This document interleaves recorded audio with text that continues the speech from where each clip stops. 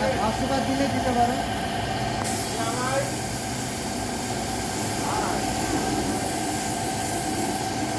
আমাদের নাটোর আফাজ অটো কালারের এই সুদক্ষ কালার ইঞ্জিনিয়ার আফাজ ভাই খুব যত্নের সাথে একটা সুজুকি জিক্সারের কিট রং করছে।